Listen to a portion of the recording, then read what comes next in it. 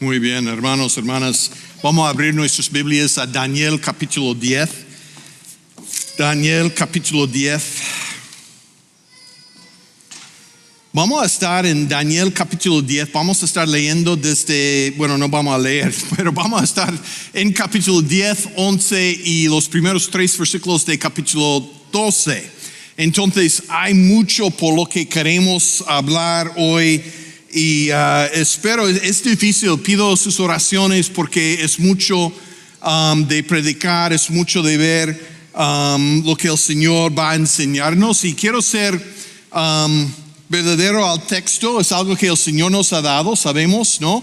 Que está en las Escrituras, está aquí para nosotros. Entonces hay mucho, ¿no? Y hay mucho para nosotros. Entonces vamos a intentar a pasar y ver lo que el Señor tiene para nosotros. Entonces vamos a empezar y leer Daniel capítulo 10, versículos 1 al 6. Voy a invitaros a ponernos de pie para honrar la palabra de nuestro Señor y vamos a leer estos primeros 6 versículos y después vamos a pasar por unos versículos más.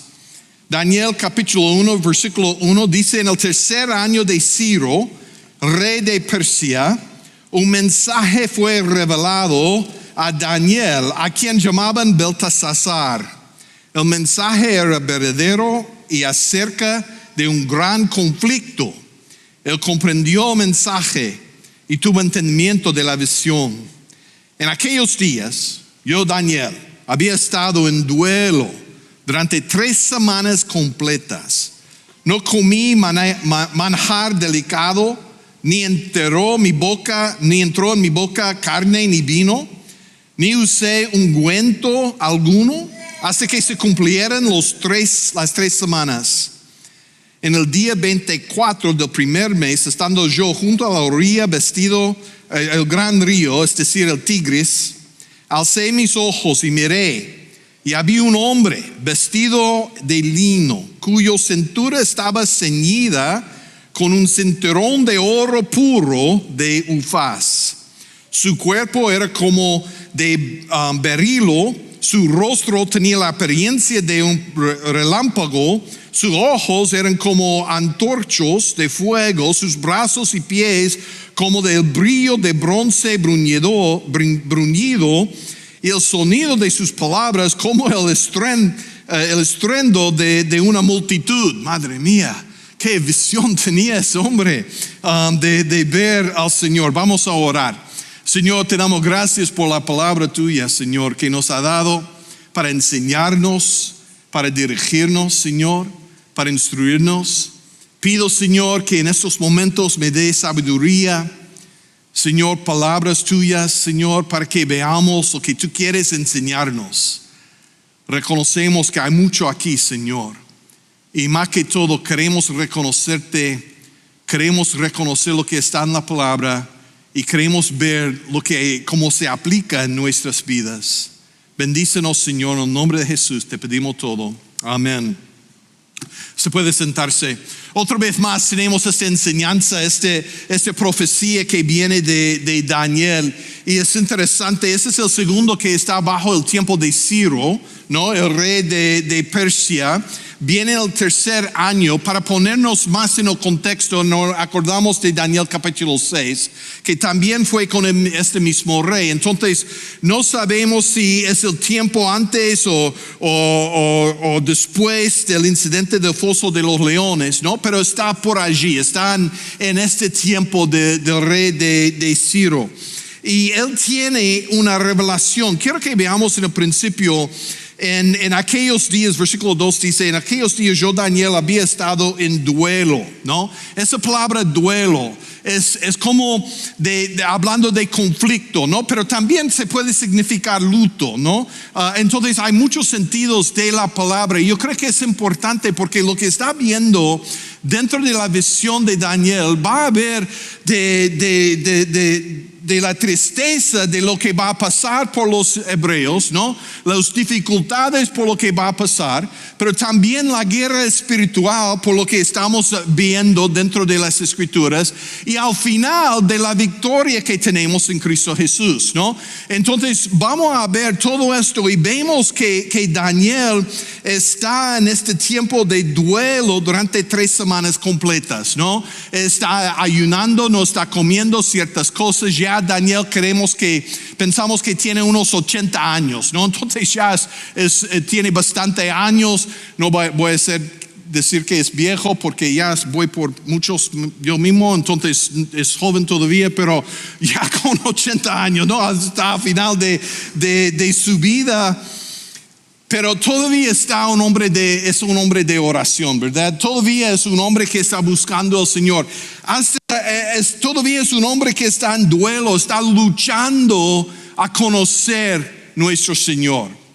En el principio quiero decirnos, cuando yo veo eso y estoy leyendo y estoy pensando y estoy orando sobre el tema, tengo que pensarme, ¿cuántas veces, John, dueles? ¿Cuántas veces estás de luto? ¿Cuántas veces estás en conflicto en tus oraciones? Pero en conflicto bueno, ¿no?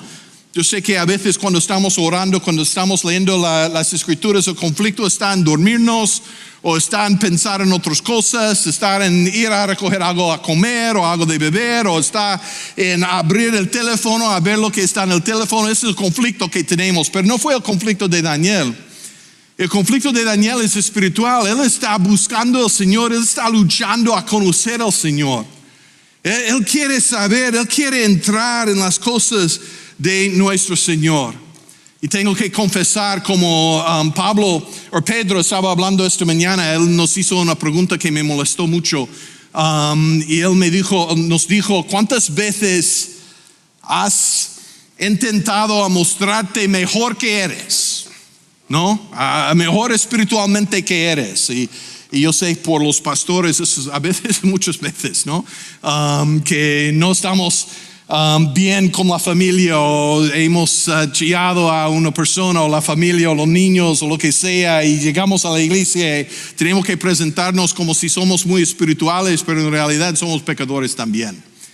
Y siempre es una lucha en nuestras vidas, ¿verdad? Siempre estamos dentro de esta lucha y es importante que lo reconocemos, que también los pastores tenemos nuestras luchas, que también a veces nosotros estamos en pecado y necesitamos reconocer, ¿no?, quiénes somos y no somos perfectos. Pero Daniel me llama la atención diciendo, pero yo en mis oraciones estoy luchando a conocer al Señor. Estoy luchando a ver las cosas de nuestro Señor. Y entonces mientras está en oración, y versículo 4 está diciéndonos, está cerca de la Pascua, en su tiempo allí. Dice en versículo 6 o 5 que alcé sus ojos a miré y miraba a un hombre vestido en lino, ¿no? Y eso nos acuerda de Apocalipsis 1:12 y siguiente, ¿no? Cuando Juan está diciendo que vio al Señor, o quizás en Isaías capítulo 6, cuando se levanta sus ojos a ver al Señor y se ve algo que ni se puede imaginar, ¿sí? Algo que ni se puede describir, ¿no? Porque es tan grande, es tan fuerte, es tan bonito las cosas de nuestro Señor, y está dándonos una descripción de lo mejor que puede. Y me encanta al final el sonido de sus palabras como estruendo de una multitud, ¿no? La fuerza de las palabras del Señor. Y mirad lo que pasa en versículo 7. Yo solo yo, Daniel, vi la visión, pero los hombres que estaban conmigo no vieron la visión, pero un gran terror cayó sobre ellos y huyeran a esconderse. Se puede imaginar, ¿no? Porque los hombres que estaban alrededor de Daniel, nos acuerda que Daniel es un hombre muy importante en el reino de Persia en estos momentos, ¿recuerda? Porque si es antes o después del tiempo de los leones, es como el primero, ¿no?, de Siria bajo el rey. Entonces los que están alrededor de él son los soldados, son los hombres más fuertes, son su detalle de protección, ¿no? Que son hombres fuertes de guerra. Pero esta visión es tan fuerte que se van corriendo a esconderse de lo que están oyendo, de lo que están viendo. Entonces vemos la grandeza de Dios aquí mismo con Daniel. Y es importante que nos acordamos que el Dios nuestro, este Dios tan grande, este Dios tan fuerte, este Dios del cielo mismo, este Dios creador del mundo es nuestro Dios. Y según Gálatas es nuestro Padre, porque nos ha adoptado y somos sus hijos. Este Dios que hace correr los soldados más fuertes del ejército es nuestro Dios. Y saben, cuando entramos en la oración, en nuestros hogares, en nuestros lugares, Dios está allí. Y estamos hablando con este Dios tan fuerte, este Dios tan bonito, este Dios. Entonces, Él ve esta gran visión y versículo 8, no me quedaron fuerzas y mi rostro se desmudó y desfigurándose y sin retener la fuerza alguno, pero oí el sonido de sus palabras, caí en un sueño profundo sobre mi rostro con mi rostro en la tierra. Se puede imaginar, ¿no? Él está cayendo cara abajo, ¿no? Dentro de la tierra, viendo algo que ni se puede imaginar. Ni se puede imaginar. Entonces, versículo 10, un mano me tocó. Ahora, yo creo que en principio quiero que entendamos, hay una palabra que se llama teofonía, no sé si está allí, teofonía, pero una teofonía es Dios mismo cuando se demuestra en el Antiguo Testamento, ¿no? Tenemos Jesús en el Nuevo Testamento, que se mostró, ¿no? Es el Dios mismo encarnado. Pero a veces dentro de las escrituras, durante el tiempo del Antiguo Testamento, había que se llama teofonía, donde Dios se mostró, ¿no? Y en este es uno de estos momentos. Dios está mostrándose en estos versículos, igual que Apocalipsis capítulo 1, 12. Y vemos que es más que Daniel siquiera puede imaginar, ¿no? Porque ya está tumbado dentro del suelo. Reconociendo un Dios tan grande, un Dios tan fuerte. Entonces tenemos esta teofonía que Dios está dándonos, y yo sé que es una palabra grande que no tenemos que recordar, pero entender, ¿no? Que a veces Dios se demuestra. Hoy en día Dios no se demuestra así porque vive dentro de nosotros, ¿verdad? No necesitamos una teofonía, como dice allí. Dios no tiene que aparecer aquí, porque vive dentro de nuestros corazones. El Espíritu Santo mora dentro de nosotros. Y qué glorioso es, ¿verdad? Obviamente no es Dios que ha tocado a Daniel, es un ángel que ha tocado a Daniel y está diciendo que yo tenía que venir, pero el príncipe de Persia me tardó, ¿no? Yo estuve en lucha con él y Miguel tenía que venir para ayudarme a librarme para que yo pudiera venir y hablar contigo. Los ángeles aquí están hablando de una lucha, de una guerra espiritual. Ahora, yo creo que eso es muy importante para nosotros. Estamos teniendo aquí una vista de un mundo que nosotros no vivimos. No es nuestro mundo es un mundo de carne y hueso, ¿verdad? No vemos el espiritual, lo que está pasando alrededor de nosotros espiritualmente, pero aquí Daniel está dándonos un vistazo, una idea de lo que está pasando en el mundo. Y está diciendo, mira, es una guerra espiritual. Si vamos a Efesios capítulo 6 por un momento, en Efesios capítulo 6, Pablo nos dice en versículos 12 de capítulo 6, porque nuestra lucha no es contra sangre y carne. Muchas veces cuando nos enfrentamos con personas, cuando nos enfrentamos con el pecado, cuando nos enfrentamos con dificultades, lo vemos como algo contra hueso y carne. Pero Pablo está diciendo aquí, nuestra lucha no está contra hueso y carne. Sí, hay malvados, hay gente que son malos, hay reyes y príncipes y personas que son malos, es verdad. Pero ellos mismos influidos, ¿no? Por lo que está pasando espiritualmente. Esa es la razón por lo que dice en Daniel 10, el príncipe de Persia. No fue el rey de Persia que estaba en lucha con Miguel y ese ángel. Fue un ángel, un demonio que estaba contra ellos, ¿no? Entonces es lo que dice las escrituras en Efesios 6. Sino contra principados, contra potestades, contra los poderes de este mundo de tinieblas, contra las fuerzas espirituales de maldad y las regiones celestiales, ¿no? Entonces, es importante que reconocemos que hay un mundo espiritual, ¿no? Y no es de decir, bueno, como hay un mundo espiritual, entonces como había un chistoso hace muchos años en los Estados Unidos, siempre dijo cuando pecó, bueno, el enemigo, el Satanás me hizo, ¿no? Yo tenía que hacerlo porque él me hizo hacerlo. Pero no es así. Nosotros somos los pecadores, ¿no? Cuando yo me peco no es resultado de lo que el enemigo ha hecho en mi vida, es porque yo me he sometido al pecado. Y siempre quiero reconocerlo así. Pero también reconocer que dentro del mundo hay una lucha, es una lucha real. Es una lucha fuerte, ¿no? Y Pablo nos dice eso. Entonces, hay 5 cosas que quiero que veamos aquí de los ángeles que son muy importantes. Primero, son reales. Los ángeles son reales. No son una invención, son reales. Son siervos de Dios. Hay buenos y malos. Hay los que han caído con Satanás, ¿no? Y los que son siervos de Dios. Hay buenos y hay malos.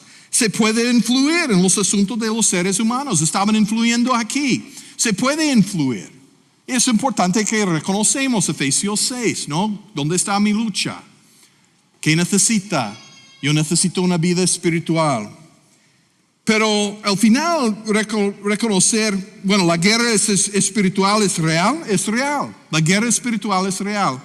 Pero al final quiero que veamos que los ángeles de Dios trabajan en favor de los santos, a los que son enviados a instruir. Ellos son un instrumento de Dios. Nosotros no somos ángeles. Ahora, muchas veces yo oigo a la gente decir que cuando alguien muere que está volando con los angelitos o que ha convertido en un ángel o algo así. Quiero decirnos que no es así. Mi abuela, quien quería mucho o murió hace muchos años, no se convirtió a un ángel que está guardándome, porque es hija de Dios. Y hay una diferencia. Los ángeles solamente son siervos de Dios. Entonces a veces dentro del mundo pensamos, bueno, voy a convertirme en un ángel. Yo no quiero ser un ángel. Yo soy hijo de Dios, es mucho mejor. Mi abuela es hija de Dios, es mucho mejor. Están en la familia de Dios y no es un ángel. Y a veces lo equivocamos. Sí, Dios tiene sus ángeles y son servidores suyos. Pero nosotros somos sus hijos, que es mucho mejor. Y yo quiero vivir como un hijo, no que es mucho mejor que un ángel. Y no podemos olvidarlo, a veces lo equivocamos, ¿me entienden? ¿No? Y no quiero que lo equivoquemos porque el Señor nos ha hecho hijos suyos y quiero vivir así. Y eso es lo que vemos aquí, que este ángel solamente está allí por asunto de Daniel, para ayudar a Daniel. ¿No? Ese es su propósito, está allí para ayudar a Daniel. Mirad versículos 14 a 19.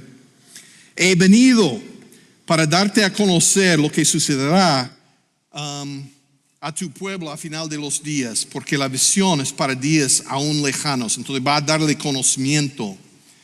Cuando habló conmigo estas palabras, volví mi rostro a tierra y enmudecí. Uno semejante al hombre, ese es Dios, tocó mi labio, ¿no? Como nos acuerda de Isaías 6, ¿verdad? Tocando sus labios para quitar su pecado. Entonces abrí mi boca y hablé.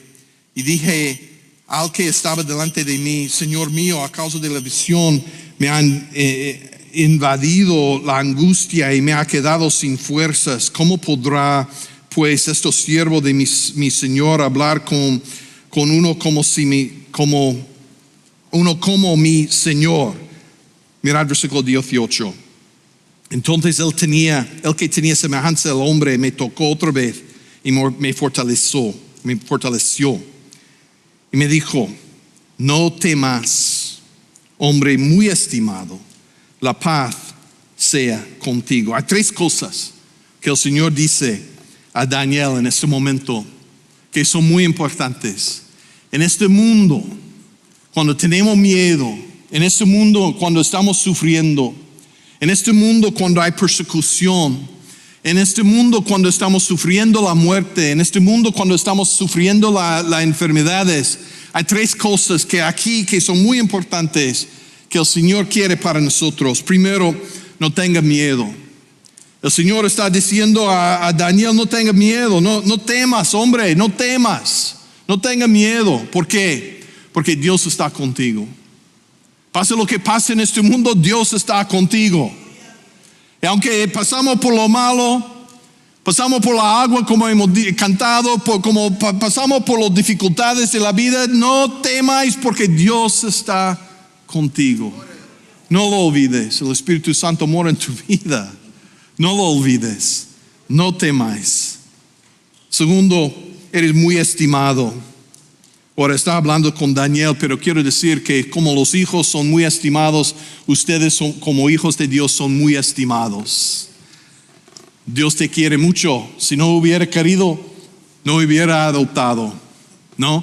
Dios no tenía que adoptarnos como hijos suyos. Él podría haber hecho siervos, ¿no? Como los ángeles. Él podría haber hecho lo que quería con nosotros, pero en lugar de eso nos ha adoptado ser hijos suyos. Parte de su plan. Entonces somos muy estimados. Dios nos ama. Dios ha cambiado todo para nosotros. Hasta Jesús murió por tus pecados. Romanos 5 dice, aunque siendo enemigos, Cristo murió por nosotros. Qué bueno. Somos muy estimados. Y al final dice, paz sea sobre vosotros. La paz sea contigo. La paz sea con nosotros. La paz aquí es el shalom. El shalom significa que estamos bien con Dios. El shalom, si lo vemos y podemos ver en Génesis capítulos 1 y 2, el shalom es estar bien con Dios, estar en buena relación con Dios, estar bien hecho con Dios. Entonces, cuando Dios nos dice la paz sea con nosotros, es decir que ya estamos bien con Dios. Y mira, hermanos y hermanas, yo sé que somos pecadores, yo sé que a veces hacemos las cosas que no está bien, pero voy a decirles que estamos bien con el Señor porque su paz está con nosotros. Nosotros podemos entrar en la presencia de Dios, podemos disfrutar de las cosas del Señor y conocerle como nuestro papá, como nuestro Dios. Entonces, Dios hablando con Daniel, diciéndonos, mira, yo estoy contigo, no tengas miedo. Eres muy estimado, la paz sea con vosotros. Ahora, capítulo 11 va a empezar con la visión que Dios tiene para Daniel.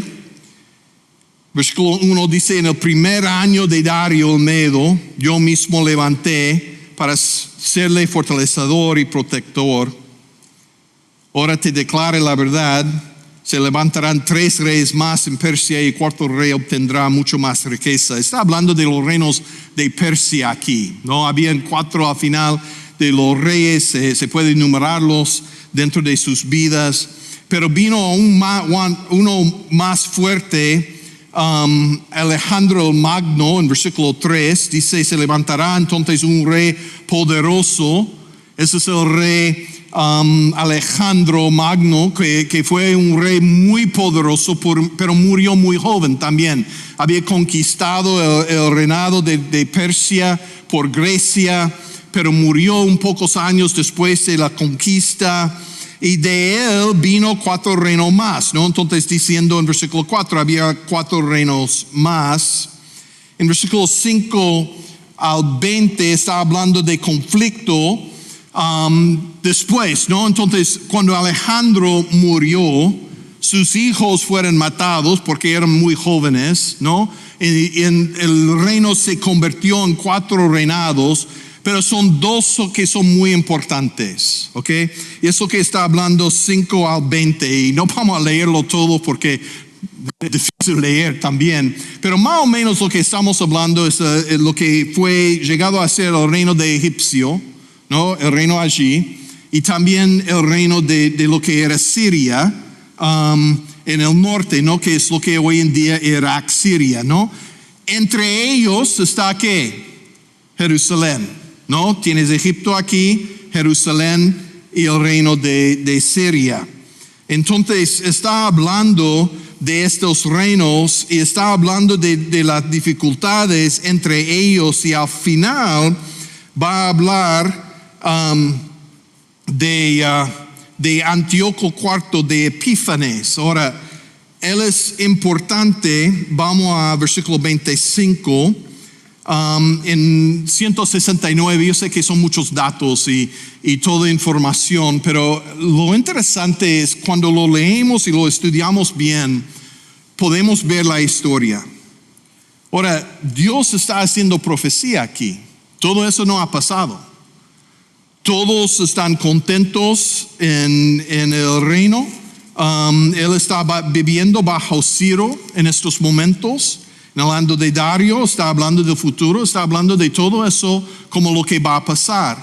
Y lo interesante para nosotros es que podemos tomar este texto, ponerlo sobre la historia y vemos la historia.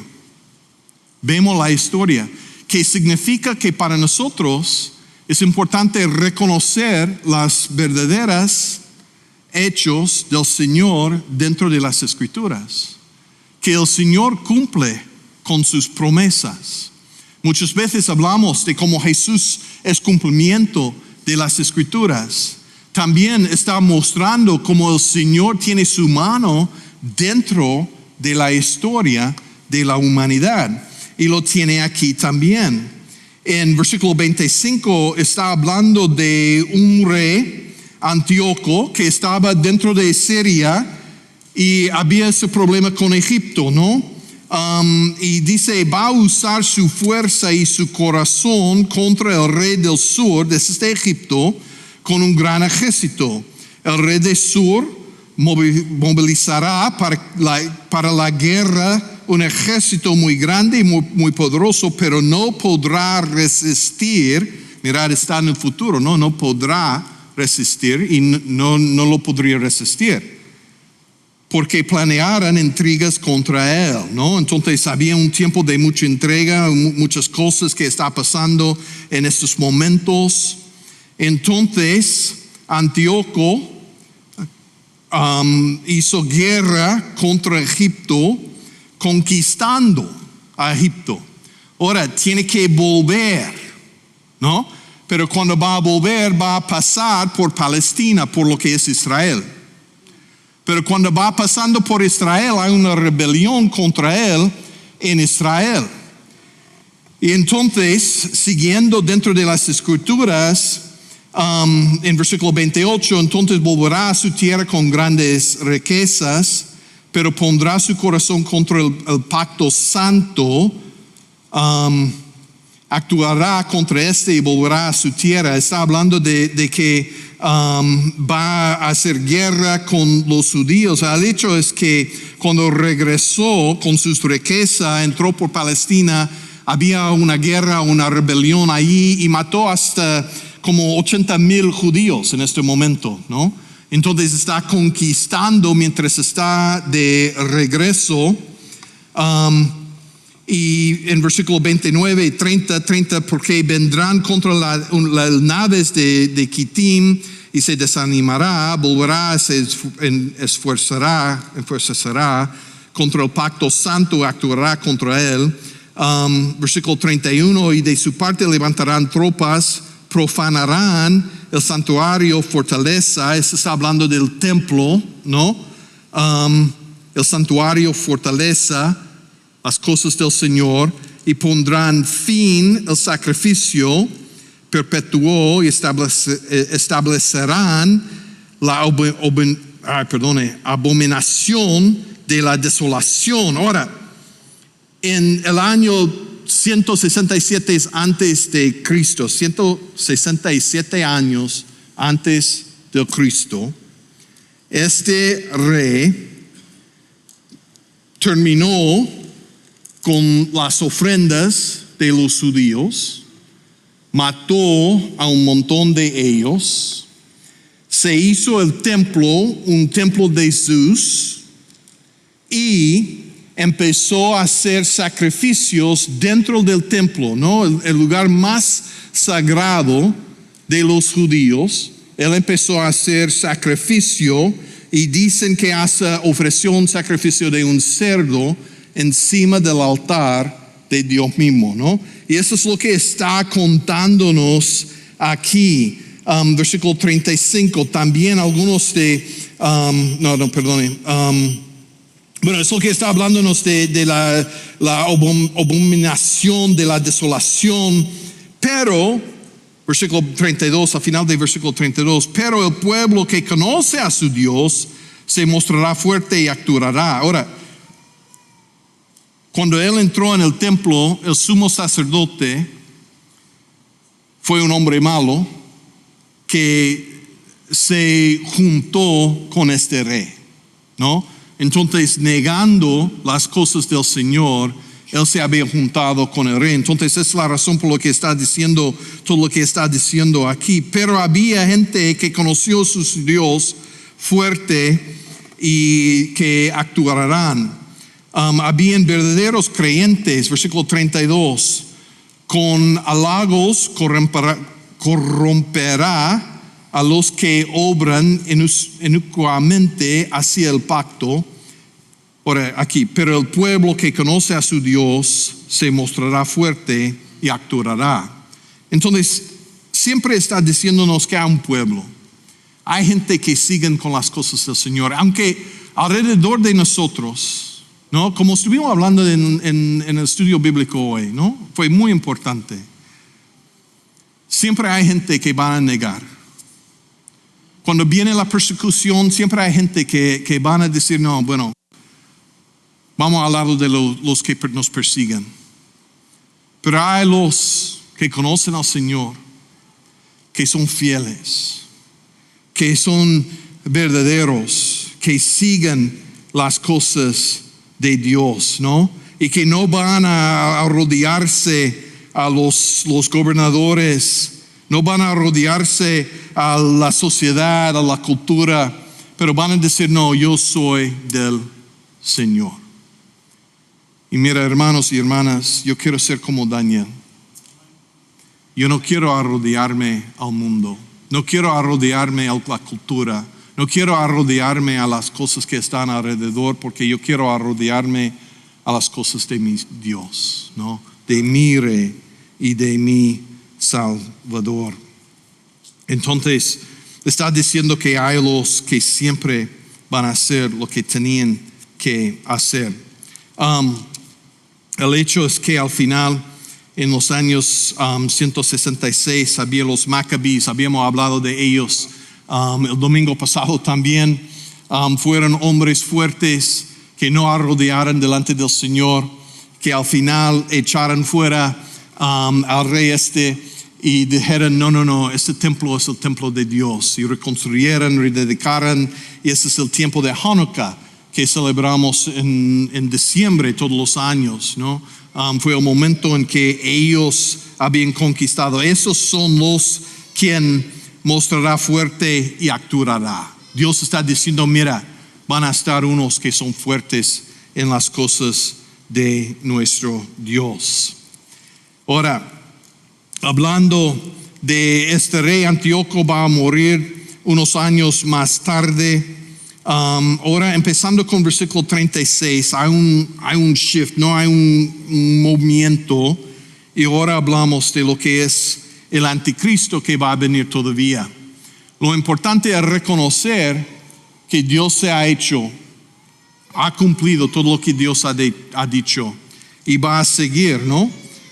Versículo 36 dice, el rey hará lo que le plazca, enaltecerá y se engrandecerá sobre todo Dios, y contra el Dios de los dioses dirá cosas horrendas. Él prosperará hasta que se haya acabado la indignación, por lo que está decretado se cumplirá, ¿no? La palabra del Señor habla mucho de lo que va a pasar en el futuro. Hay 4 cosas que quiero que veamos de capítulo 11 aquí. Primero, se demuestra la realidad de Dios y de la Biblia. Había un autor, Campbell, que ha dicho en los primeros 35 versículos hay por lo menos 135 profecías que se han cumplido literalmente y que pueden ser corroborados por un estudio de la historia de la época. 135 profecías que Dios se ha mostrado. La realidad, ¿no? La palabra del Señor. Segundo, se expone la omnisciencia divina, la omnipotencia del Señor. Dios está actuando dentro de la historia. Tercero, para los que viven después de que han ocurrido estos conocimientos predichos, existe la confianza de que puesto que las profecías anteriores se han cumplido, las promesas siguientes también Dios va a cumplir. Y cuarto, el cumplimiento de estas asombrosas predicciones son evidencia que las Santas Escrituras son verdaderamente la verdad. Podemos confiar en la palabra de nuestro Señor. Entonces, está hablando al final de este texto de lo que va a pasar. Versículo 40, y al tiempo del fin el rey del sur enfrentará con él y el rey del norte atacará con carros, jinetes y numerosas naves, entrará en las tierras, las invadirá y pasará. Está hablando de las dificultades, no la guerra final que va a pasar con el anticristo. Pero mirad capítulo 12, el triunfo final. En aquel tiempo se levantará Miguel, el gran príncipe, que vela sobre los hijos de tu pueblo. Será un tiempo de angustia, cual nunca hubo desde que existen las naciones hasta entonces. Y en ese tiempo tu pueblo será librado. Todos los que se encuentran escritos en el libro de Apocalipsis, y muchos de los que duerman en el polvo de la tierra, los que han muerto, no duermen en el polvo de la tierra, despertarán, unos para la vida eterna y otros para la ignominia, para el desprecio eterno. Los entendidos brillarán como el resplandor del firmamento, y los que guiarán a muchos a la justicia como las estrellas por toda la eternidad. Ahora, ¿qué está diciéndonos versículos 1 al 3? Primero, la resurrección corporal. Dice que del polvo, ¿no? Los que duermen en el polvo, Daniel está en el polvo de hoy en día, pero va a levantarse de entre los muertos. Que vamos a resucitarnos, el cuerpo es sacado de la tumba y infundido con nueva vida. Va a venir el Señor y va a levantar los que han muerto, ¿no? Mis abuelos se van a levantar de entre los muertos, ¿no? Y van a reunirse con el Señor. Segundo, es un nuevo cuerpo. Ese nuevo cuerpo es inmortal, no va a morir. No vamos a sufrir más. El Apocalipsis dice que el Señor va a quitar las lágrimas de nuestros ojos. Amén. Tercero, incluso los incrédulos pasarán la eternidad en forma corporal. Ojalá, ese dijo otra cosa. Ojalá dijo que los que no conocieran al Señor no se levantaran de entre los muertos. Pero no es lo que dicen las Escrituras. Enfatiza la importancia de nosotros en compartir el Evangelio con los que están alrededor. El Señor es el que salva. Por nosotros somos utilizados por el Señor. Y creemos que el Señor nos utiliza para alcanzar a los demás a conocer al Señor. Y cuarto, los santos resucitados recibirán gran honor y gran recompensa, mientras que lo contrario es cierto para los incrédulos. Ahora, ¿qué hacemos con esta escritura? Quiero que volvamos a capítulo 10, versículos 14 al 19. Venimos a un mundo de mal que a menudo triunfa. Muchos de nosotros venimos de lugares de persecución y sufrimiento que es real. La batalla espiritual es real y está a nuestro alrededor. Pero nos acordamos de lo que ha dicho el Señor a Daniel. Que no tengas miedo. Tú eres del Señor. Eres muy estimado. Eres hijo o hija suya. Y la paz sea contigo. La paz. Relación con Dios. Tú puedes conocer Dios. Quizás en esta tarde eres uno de los que se llaman incrédulos, que no conocen al Señor. Quiero decirte que eres estimado. Dios murió por tus pecados mientras eras enemigo de Dios. Dios te ama.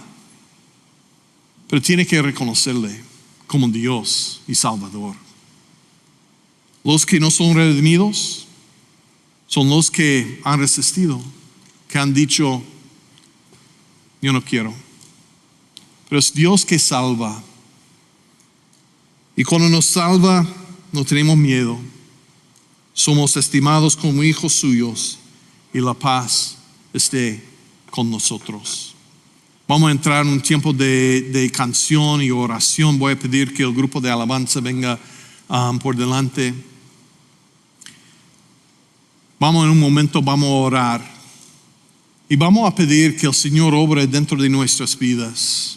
Que el Señor abre nuestros corazones. Porque queremos andar como hombres y mujeres que no tienen miedo. Estimados como hijos suyos. Con la paz que fluye dentro de nuestras vidas. Y que la gente lo vea en la manera en que vivimos. Vamos a orar. Señor, te damos gracias por tu palabra. Señor, te damos gracias porque nos ama. No es algo que merecemos, pero es algo que es dado. Es dado por la sangre de Jesucristo.